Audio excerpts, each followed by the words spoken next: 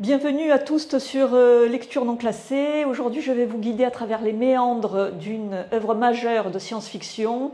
C'est L'Aube d'Octavia Butler. Pas vrai, monsieur Skywalker? Générique.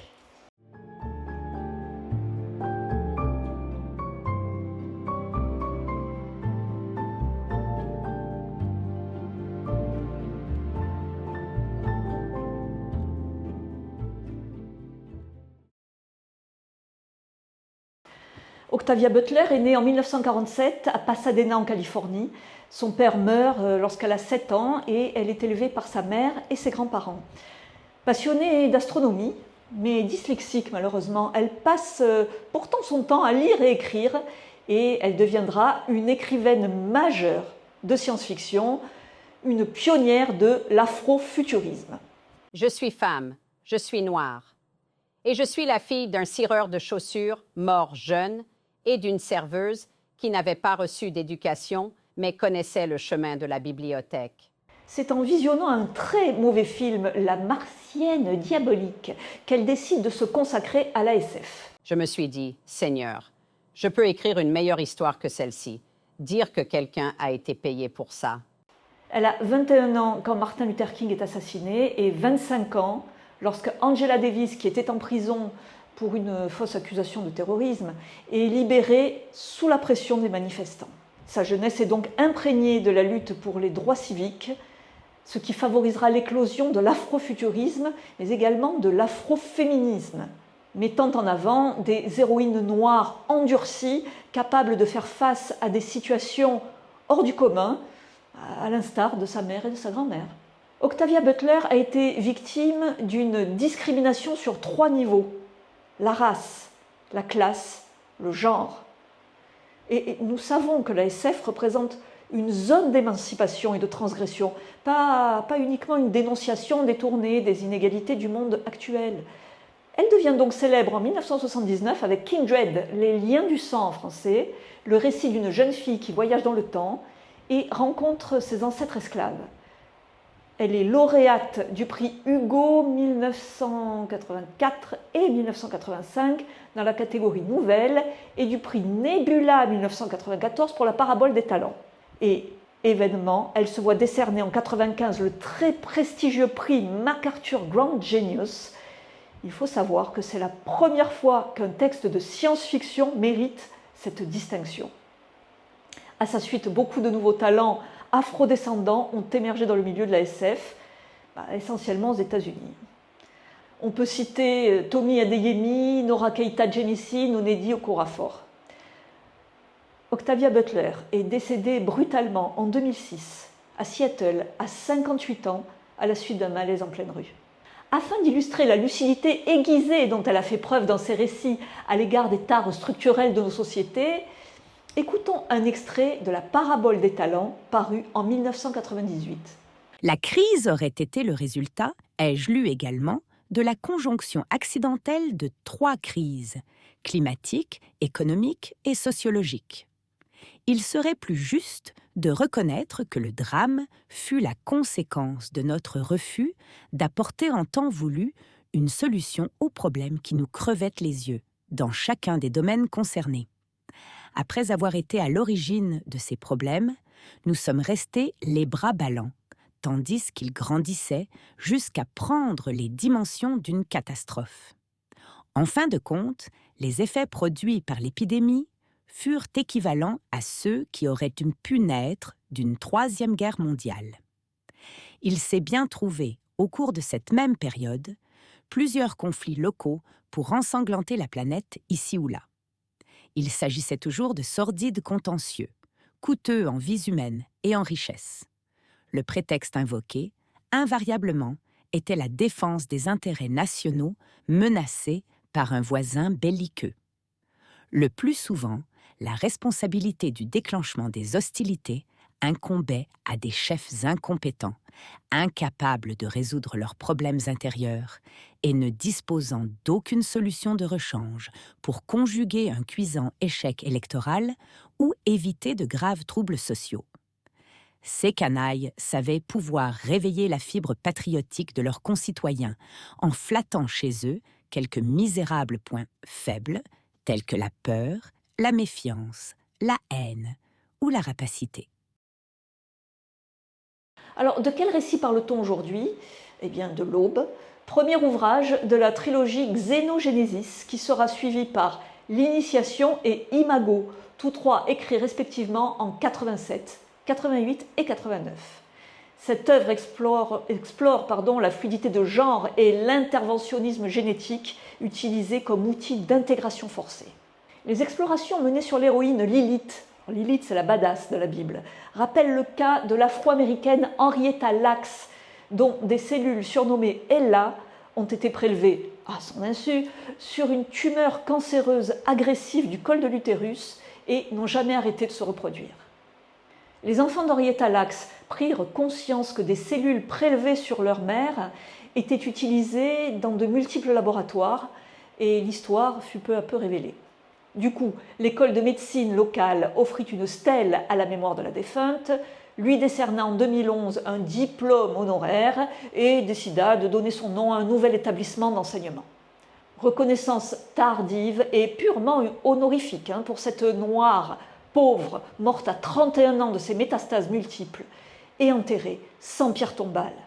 Aucune compensation financière ne fut proposée à la famille, malgré les 1000 brevets utilisant les cellules Ella, et dont certains ont été bien rémunérateurs. Comme dirait Madame Butler, « Il n'y a rien de nouveau sous le soleil, mais il y a d'autres soleils. » Alors ça, c'est envoyé. Alors revenons à l'Aube. La guerre nucléaire a rendu la Terre inhabitable. La race humaine a quasiment disparu.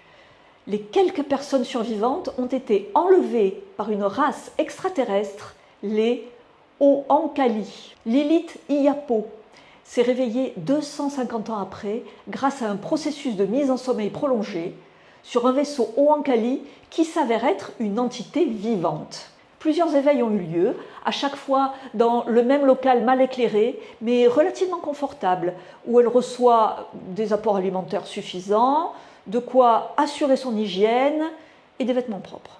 À noter que le terme d'éveil, utilisé 272 fois dans l'histoire de Lilith, ramène à l'argot woke utilisé par les mouvements de libération noire pour dire l'éveil après Martin Luther King.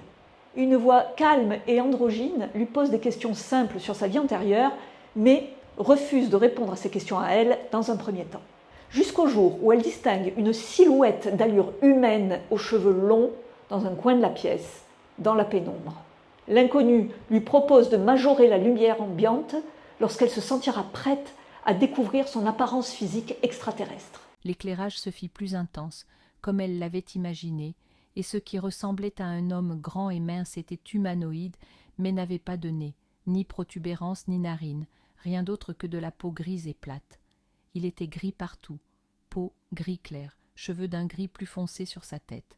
Des poils lui poussaient autour des yeux, des oreilles et sur la gorge. Il en avait tellement devant les yeux qu'elle se demanda comment il arrivait à voir. Les longs poils abondants semblaient pousser aussi bien à l'intérieur qu'autour de ses oreilles. En haut, il rejoignait les poils des yeux, tandis qu'en bas et derrière, il rejoignait les cheveux. L'îlot de poils de gorge paraissait bouger un peu, et elle supposa que c'était par là que la créature respirait, comme une sorte de trachéotomie naturelle.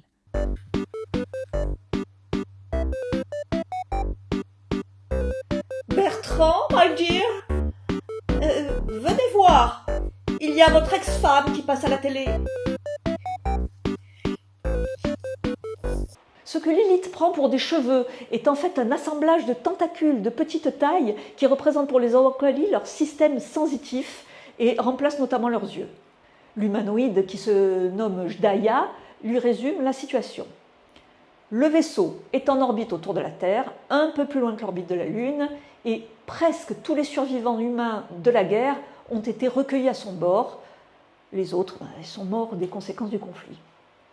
Les extraterrestres ont réussi à réintroduire le vivant sur Terre 250 ans, c'est temps quand même écoulé depuis sa quasi-disparition, dans le but d'y permettre dès que possible le retour et la réimplantation de colonies humaines. Mais qu'attendent les Oankali en retour? Alors là, avec une tête pareille, je ne leur ferai pas confiance. Oankali signifie entre autres troqueur, c'est-à-dire que leur rapport aux autres civilisations comporte une part de troc. Mais cela signifie aussi négociant en gènes. Dans le cas des terriens, c'est leur capacité à développer des cancers qui les intéressent. Les cellules cancéreuses qui les passionnent leur permettront de régénérer des membres perdus, de devenir physiquement malléables afin de ne pas effrayer d'éventuels partenaires commerciaux, mais également d'améliorer leur longévité, qui est pourtant déjà conséquente. Les maîtres généticiens Oankali se nomment les Oolois, O-O-L-O-I-S. Ni mâles ni femelles, ils orchestrent la reproduction, s'assurent de mélanges génétiques de bonne qualité, réalisés dans leur propre corps. Mais la révélation ultime des conditions du troc va quant à elle terroriser Lilith.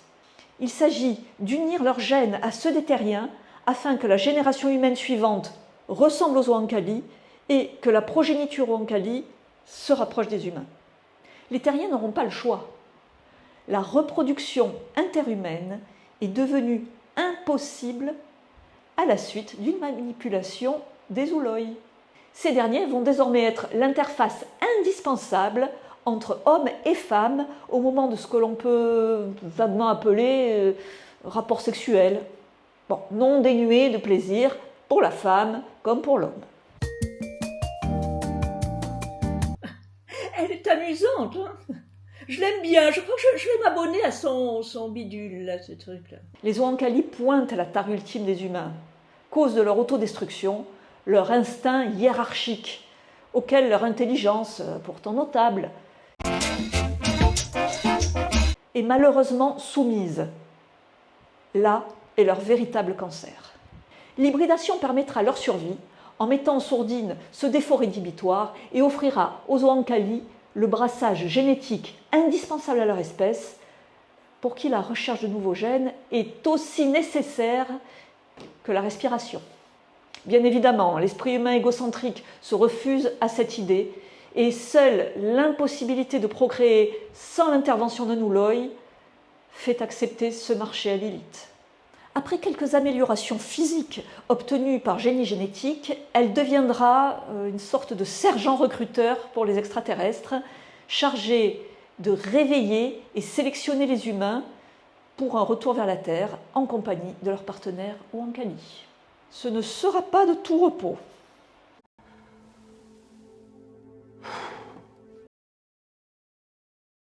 Bon, je ne vais pas divulgacher la suite de l'histoire, ni le contenu des 2 ouvrages suivants qui traitent du devenir de la descendance de Lilith. Mais à coup sûr, ceux qui se sont laissés porter par le récit de l'Aube vont poursuivre leur lecture avec l'Initiation et Imago, eux aussi parus chez Au Diable Vauvert. Pour terminer, sachez que la NASA a rendu hommage à Octavia Butler. Le site d'atterrissage sur Mars du rover Perseverance porte son nom. Au revoir, à bientôt, et n'oubliez pas, la littérature SF, c'est un piège.